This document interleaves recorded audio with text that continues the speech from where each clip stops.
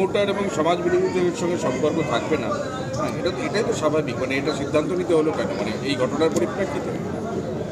কিছু হয়ে গিয়েছিল, হয়তো ভুল হয়েছিল, অতীতে হয়তো কিছু ভুল হয়ে থাকতে পারে।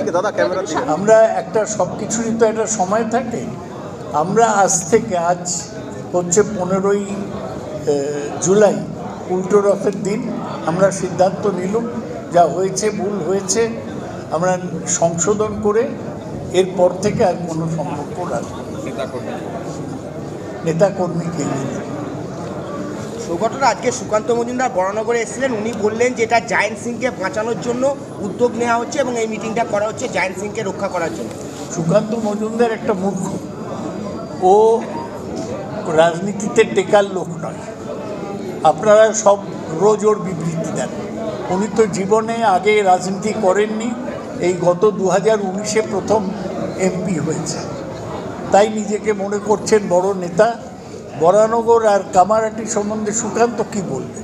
ও এখানকার রাস্তা চেনে, মানুষকে চেনে, এখানকার সমস্যা জানে। সুতরাং ওর কথাকে আমরা কোনো গুরুত্ব দিচ্ছি না। ওরা হেরেছে, সুকান্ত মজুমদার 4টে উপনির্বাচনে হারলো, মাথা নিচু করে থাকবে না বিবৃতি দিচ্ছে, এটাই দুঃখের কথা। উনি বলছেন শাসক দল নাকি কানাত, মানে মিডিয়ায় না আসলে যারা দেখতে পায় না, কি বলবেন এবার? বলছে শাসক দল কানাত, যদি সংবাদ মাধ্যম কোনো কিছু না দেখায় তাহলে জায়েন্ট সিংয়ের মতো 3তলা বাড়ি তৈরি হয়ে যায়, তৃণমূল দেখতে পায় না। হ্যাঁ, আমরা সত্যিই তো জানতাম না।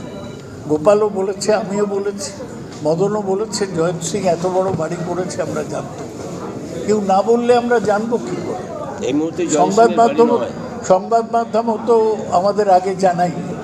সংবাদ মাধ্যমও তো যখন একটা গণ্ডগোল হয় তখন জানায়, আদারওয়াইজ 2-4টে ঘরে ঘোরাঘুরি করে। কোন সংবাদ মাধ্যম রাস্তায় রাস্তায় ঘুরে কোথায় বেআইনি বাড়ি হচ্ছে সেটা তুলে ধরে?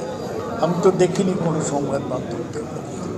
ওর এত বারবারন্ত কি আপনারা আগে জানতেন না? মানে জয়ন্ত সিং এই তার বাইরে না, বারবারও তো জানবো না কেন? এর আগে যখন ও বুম্বাকে মেরেছিল তখন তো ও গ্রেপ্তার হয়েছিল। ওকে নর্থ বেঙ্গল থেকে ধরে এনেছিল পুলিশ। ও 1.5 মাস এতে ছিল, কাস্টাডিতে ছিল। ও গতবার বেল পেয়ে গেল, তার কারণ ওই যাকে মেরেছিল সে যেই হাসপাতাল থেকে ছাড়া পেল, ও বেল পেয়ে গেল।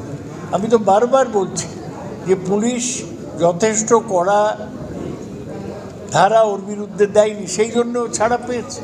নইলে তো আগের বাড়িও বন্ধ ছিল, সবাই জানতো ও কী করে। এবারেও কি পুলিশ ঠিক আছে বলেছে, পুলিশকে বলেছে যে কঠোরতম শাস্তি, সবচেয়ে কঠিন ধারা ওর বিরুদ্ধে দেওয়া উচিত। এই যে